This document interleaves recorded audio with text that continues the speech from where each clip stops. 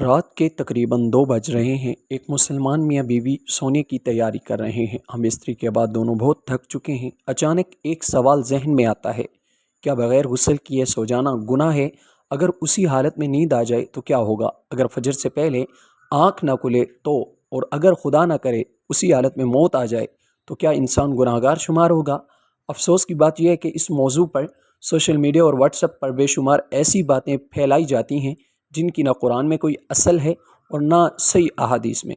کچھ لوگ کہتے ہیں کہ جنابت کی حالت میں سونے والے پر فرشتے لعنت کرتے ہیں، کچھ کہتے ہیں کہ گھر میں رحمت نہیں آتی، اور کچھ ایسی سخت باتیں بیان کر دیتے ہیں جن کی کوئی مستند دلیل موجود نہیں۔ آخر حقیقت کیا ہے؟ آج ہم جذبات یا سنی سنائی باتوں کو نہیں بلکہ قرآن مجید اور صحیح احادیث کی روشنی میں اس اہم مسئلے کو سمجھیں گے، کیونکہ یہ مسئلہ تقریباً ہر شادی شدہ مسلمان کی زندگی سے متعلق ہے۔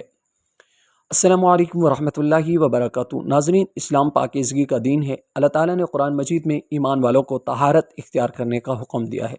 سورہ المائدہ میں وضو اور غسل کے احکام بیان کیے گئے ہیں، اور نبی کریم صلی اللہ علیہ وسلم نے اپنی سنت کے ذریعے ان احکام کی مکمل وضاحت فرمائی۔ سب سے پہلے یہ سمجھنا ضروری ہے کہ جنابت کیا ہے۔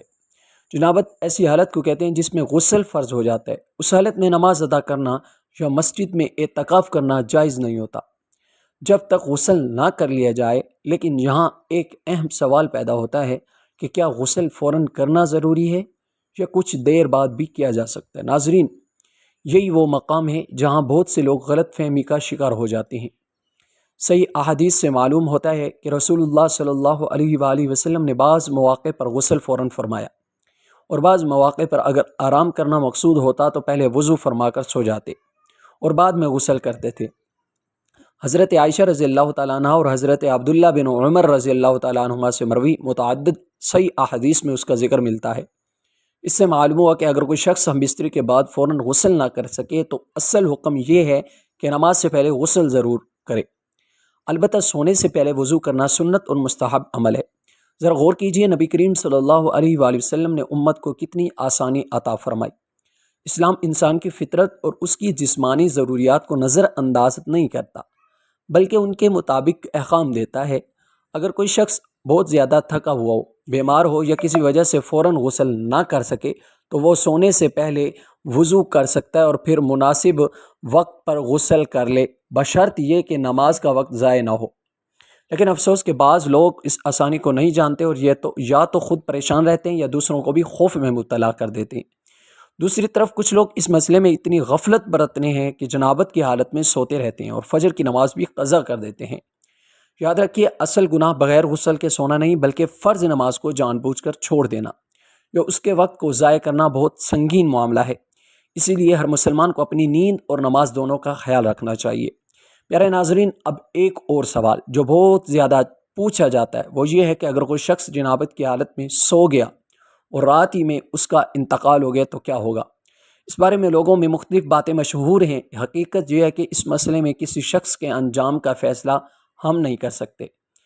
اللہ تعالیٰ ہی بندوں کے حالات اور نیتوں کو خوب جانتا ہے۔ اگر کسی نے شریعت کے مطابق عمل کیا، نماز ضائع نہیں کی اور غسل کا ارادہ تھا مگر اس سے پہلے وفات ہو گئی تو اس کے بارے میں غیر ثابت اور خوف پیدا کرنے والی باتیں بیان کرنا درست نہیں۔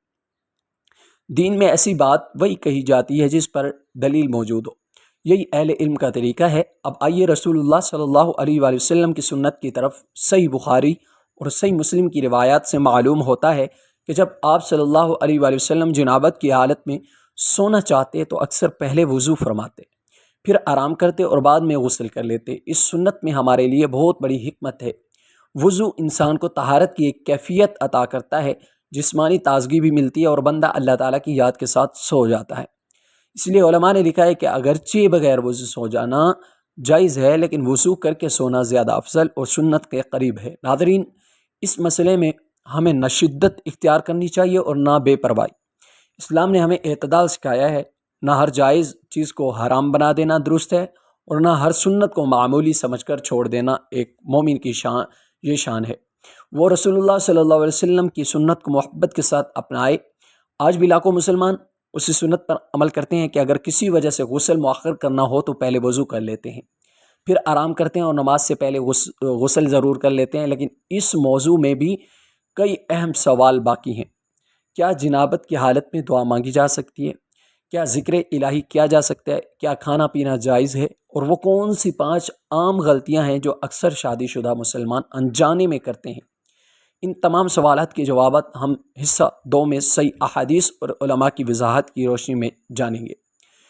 کہیں مت جائیے، کیونکہ اگلا حصہ اس موضوع کے سب سے اہم پہلوؤں پر مشتمل ہے۔ ناظرین، پہلے حصے میں ہم نے جانا کہ صحیح احادیث کی روشنی میں اگر کوئی شخص جنابت کی حالت میں سونا چاہے تو سونے سے پہلے وضو کرنا سنت اور مستحب ہے، جبکہ نماز سے پہلے غسل کرنا فرض ہے۔ اب آئیے ان سوالات کے جواب جانتے ہیں جو ہر شادی شدہ مسلمان کے ذہن میں آتے ہیں۔ سب سے پہلے سوال یہ ہے کہ جنابت کی حالت میں کھانا پینا جائز ہے؟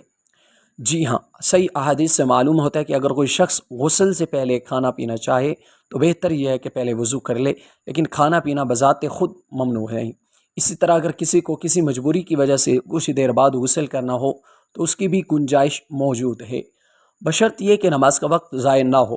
اب دوسرا سوال، کیا جنابت کی حالت میں اللہ تبارک و تعالیٰ کا ذکر کیا جا سکتا ہے؟ علماء نے وضاحت کی ہے کہ عام اذکار، دعا اور استغفار کرنا جائز ہے، کیونکہ بندہ ہر حال میں اللہ تعالیٰ کو یاد کر سکتا ہے۔ البتہ قرآن مجید کی تلاوت کے بارے میں فقہا کی آراء موجود ہیں اور اس مسئلے میں اپنے معتبر اہل علم سے رہنمائی لینا بہتر ہے۔ اس لیے سوشل میڈیا پر گردش کرنے والی ہر بات پر یقین نہ کریں، بلکہ مستند علماء سے مسئلہ معلوم کریں۔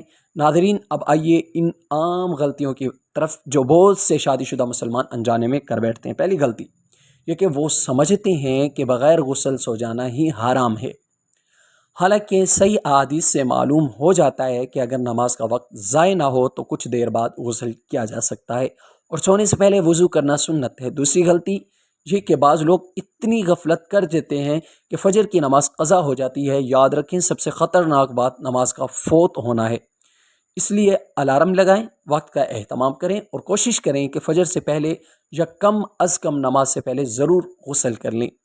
تیسری غلطی یہ کہ لوگ غیر مستند پیغامات کو دین سمجھ لیتے ہیں۔ آپ نے شاید ایسے پیغامات دیکھے ہوں گے جن میں لکھا ہوتا ہے کہ جنابت کی حالت میں سونے والے ہر لمحہ لعنت ہوتی ہے یا اس کے گھر میں ہمیشہ رحمت داخل نہیں ہوتی۔ دیکھیں، ایسی باتوں کو بغیر مستند دلیل کے رسول اللہ صلی اللہ علیہ وآلہ وسلم کی طرف منسوب کرنا درست نہیں۔ ایک مسلمان کو چاہیے کہ وہ ہر دینی بات کی تحقیق کرے۔ چوتھی غلطی یہ کہ بعض لوگ سنت کو معمولی سمجھتے ہیں، اگرچہ وضو کیے بغیر سو جانا جائز ہو سکتا ہے، لیکن نبی کریم صلی اللہ علیہ وسلم کا عمل ہمارے لیے بہترین نمونہ ہے۔ جب بھی ممکن ہو سونے سے پہلے وضو کریں، کیونکہ اس میں جسمانی صفائی بھی ہے، روحانی برکت بھی اور سنت پر عمل کا اجر بھی۔ پانچویں غلطی یہ کہ بعض لوگ غسل کے مسائل سیکھنے میں شرم محسوس کرتے ہیں، حالانکہ دین کے ضروری مسائل سیکھنا ہر مسلمان کے لیے اہم ہے۔ صحابہ کرام رضوان اللہ علیہم اجمعین بھی ایسے مسائل رسول اللہ صلی اللہ علیہ وسلم سے پوچھتے تھے تاکہ عبادت صحیح طریقے سے ادا کر سکیں۔ اس لیے شرعی علم حاصل کرنا شرمندگی کی بات نہیں بلکہ دین کی سمجھ کی علامت ہے۔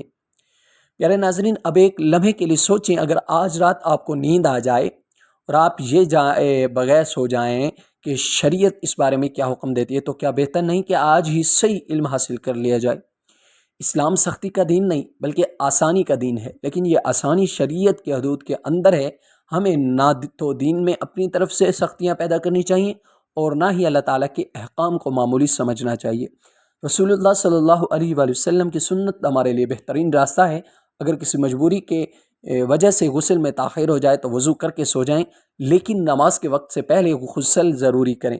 یہ صحیح احادیث کا خلاصہ ہے اور یہی اہل علم کی رہنمائی ہے۔ آخر میں اللہ تعالیٰ سے دعا ہے کہ وہ ہمیں دین کی صحیح سمجھ عطا فرمائے، ہمیں طہارت اور پاکیزگی کے احکام پر عمل کرنے کی توفیق عطا فرمائے، ہماری عبادت کو قبول فرمائے اور ہمارے گھروں میں محبت، رحمت اور برکتیں عطا فرمائے، اور ہمیں ہر اس بات سے بچائے جو قرآن مجید اور سنت کے خلاف ہو۔ آمین۔ اگر آپ کو آج کی یہ معلوماتی ویڈیو مفید لگی ہو تو اسے ضرور شیئر کریں تاکہ دوسرے مسلمان بھی اس اہم مسئلے کو صحیح احادیث کی روشنی میں سمجھ سکیں۔ کمنٹ میں الحمدللہ ضرور لکھیں اور مزید مستند اسلامی معلومات ڈاکومنٹریز کے لیے ماجد وائس 2 چینل کو سبسکرائب کریں اور بیل آئیکن ضرور دبا دیں۔